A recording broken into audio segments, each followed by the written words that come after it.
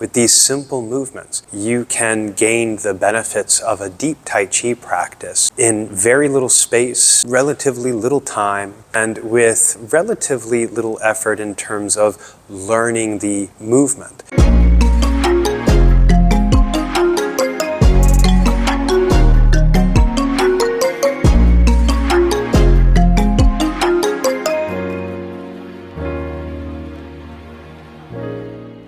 Hi, I'm Grant Kleiman from Darsana Martial Arts. Welcome to the channel. If you enjoyed this content, please like and subscribe. Share your thoughts in the comments below. And if you'd like to support us or join our online academy, there are links in the description. All right, let's get to the lesson.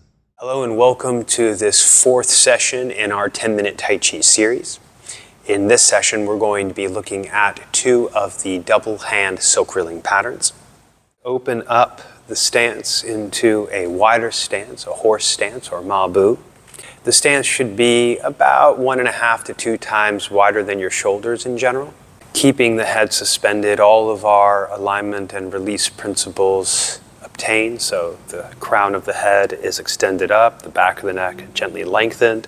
Shoulders are centered at either side of the body and relaxed. Chest is empty, waist is released and long. And we open the hips and allow the pelvis to drop down evenly front and back. The inguinal crease will deepen. The back of the knees will hollow out over the centers of each foot.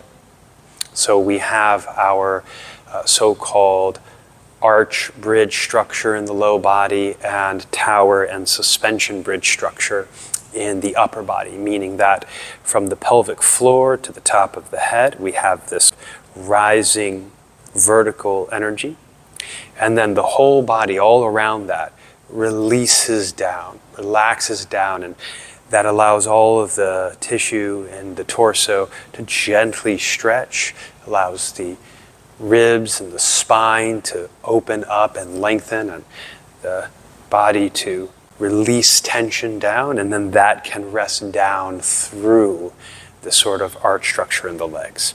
We're going to place the left hand into the extended position and the right hand into the retracted position. Both are at about the height of the sort of mid-chest and shoulders. We're going to slightly close the left quad, so we're slightly rotated in the direction of the left hand. And so the movement we're going to do is oftentimes referred to as cloud hands. And so each hand is doing the same action, but it's starting from the opposite position, and it moves in an even and equal opposite pattern. So as one hand goes up, the other goes down. As one hand is retracting in, the other is extending out. We want to keep the crown of the head gently lifted, gently suspended.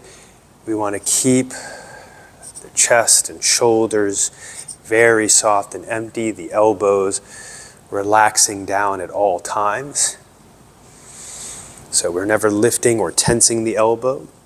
The inside space of the elbow joint is always open. That slight extension of the joints right there at the furthest reach of the hand before it descends. The tailbone should remain extending down towards the ground. Really, it's the Chang Kiang point, which is right between the tip of the tailbone and the anus. That drops down. As best as you can, the movement should be generated from the dantian area, which will fold and unfold the quads respectively. So it'll fold the quad that you're moving towards a little deeper and open up or unfold the one you're moving away from a little bit more in the front of the body.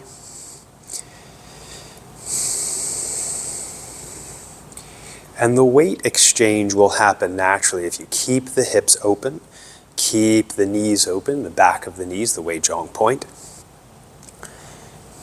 So we're not actually shifting the weight from side to side in a horizontal manner.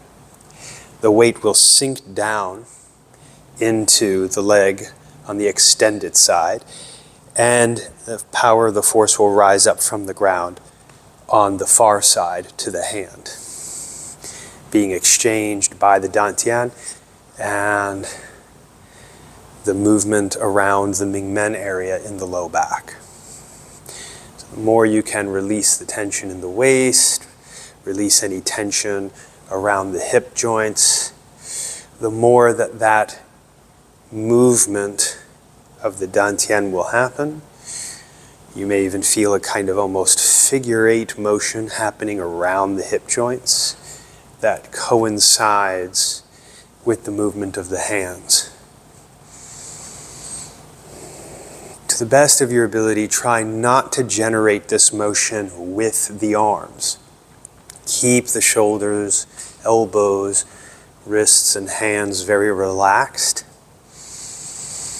so that the movement propagates from the center or from the feet to the center and up and out through the rotation of the whole body. The spiraling energy that actually starts in the bottom of the foot and spirals up through the leg, through the waist, through the shoulder, and out through the hand and up to the top of the head. And it's actually through both hands, spiraling through both legs. So actually, it's not that the force comes up from one leg and down into the other. Ultimately, it's spiraling up and down through both legs and through both sides of the body and through both arms. So for now, just relax, turn the body, let the mass of the body sink down through the feet. Keep the joints released and opened. The tissue soft, unbound from the bones. Song. And then we're just going to reverse direction. So now both hands will be doing the so-called inner circle. So you'll notice it's the same type of pattern. Both hands are doing the same action, and they're moving reciprocally. So as one goes up, the other down. As one goes in, the other out. Again, it's important not to generate the movement with the hands. We're generating the movement from the lower body, the legs, the waist, the dantian. And it's the upper body being relaxed, the head suspended, everything released so that the tension sinks and drains down. That allows this movement to propagate through the whole body. It's being steered and directed by the dantian, and there's a natural power exchange between gravity's pull on our mass and the ground support of our structure.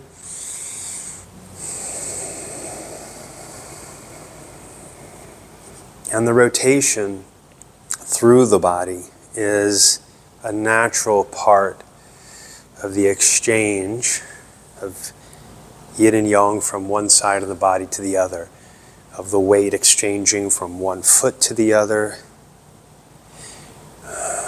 the ground force exchanging up from one foot to one hand and then the other.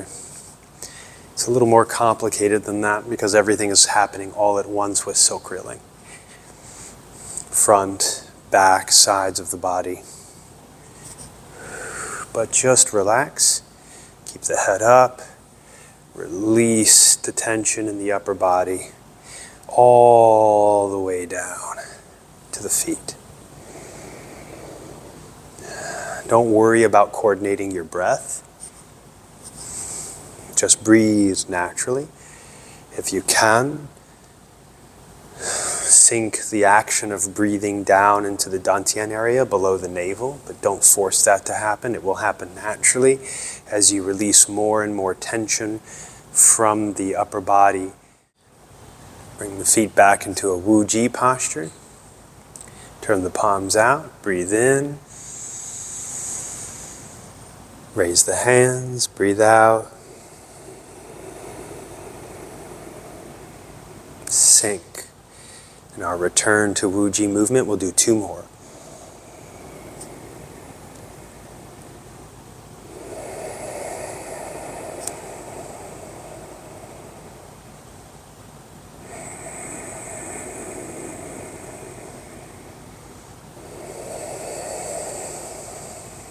I'd like to point out that you don't need to memorize complex forms or movement routines to be able to practice Tai Chi. With these simple movements, you can gain the benefits of a deep Tai Chi practice in very little space, relatively little time, and with relatively little effort in terms of learning the movement. Once you understand the basics of the movement, it's really just about repetition, turning the awareness inward, and layering in the qualities of alignment and release and deep internal attention, and beginning to feel the way that force and motion and energy moves through the body and then begins to change the body through the exercise.